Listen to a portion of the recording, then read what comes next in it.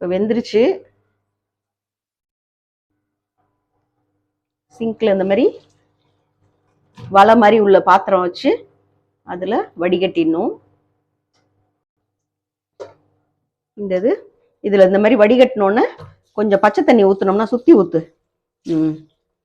எல்லாத்துலேயும் படுற மாதிரி இந்த மாதிரி பச்சை தண்ணி ஊற்றிட்டோம்னா தனித்தனியாக ஆகிடும், குழஞ்சு போகாமல். எண்ணெய் ஊற்றிக்கணும். ஒரு 2-3 ஸ்பூன் ஊற்றினா போதும். காய் வேகிறதுக்கு தான், காயை வதக்கிறதுக்கு. இப்போ இந்த வெங்காயம், பீன்ஸு, கேரட்டு இது 3ஐயும் அதில் போடுறோம்.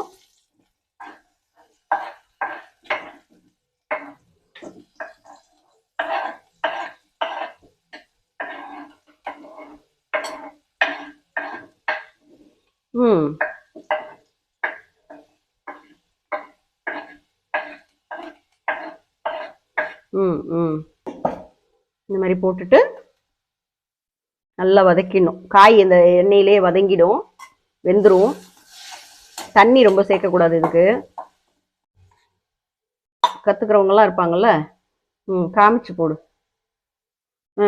மிளகாத்தூள் போடுறாங்க. அப்புறம் மிளகாத்தூள் போடுற, வெறும் மிளகாத்தூள் இது. சரி, அப்புறம் இது என் பொண்ணோட ரெசிபி. அப்புறம் சால்ட்டு, இந்த காய்க்கு தேவையான சால்ட்டு போட்டாக்க இன்னும் நல்லா சீக்கிரமா வேகும் அந்த வெங்காயம்லாம். சரி, அப்புறம் என்ன பண்றீங்க? காயும் வெந்துருச்சு. அந்த மிளகாத்தூள் வாடை, பச்சை வாசனையெல்லாம் போனதுக்கப்புறம் அந்த வேக வச்ச மேக்ரோனியை இதோட மிக்ஸ் பண்ணுறோம். இதில் எதுவும் சாஸ் எதுவும் ஊற்றுவியா? இருந்தா ஊற்றலாமா? சாஸ் இருந்தால், அவங்க மெதுவாக தான் பேசுவாங்க, என் வாய்ஸ் தான் பெருசாக கேட்கும்.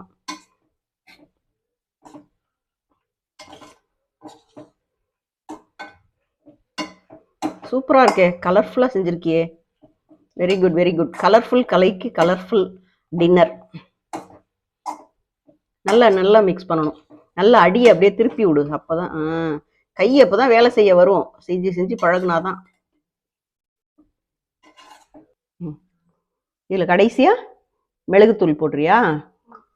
இது உன்னோட ஓன் ரெசிபி. சரி, மிளகுத்தூள் உன்ன மாதிரி படிக்கிற பசங்க இந்த மாதிரி செய்வாங்கள்ல, அம்மாவுக்கு தொந்தரவு கொடுக்காம தானே செஞ்சு அம்மாவுக்கு கொடுப்பாங்க.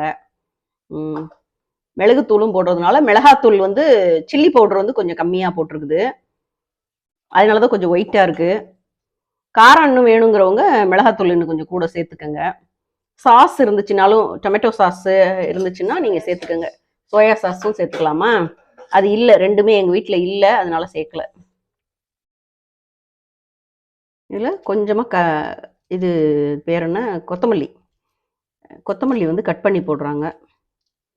போட்டால் இன்னும் கொஞ்சம் கலர்ஃபுல்லாக சூப்பராக இருக்கும் பார்க்கறதுக்கு, எல்லா கலரும் மிக்ஸ் ஆகி.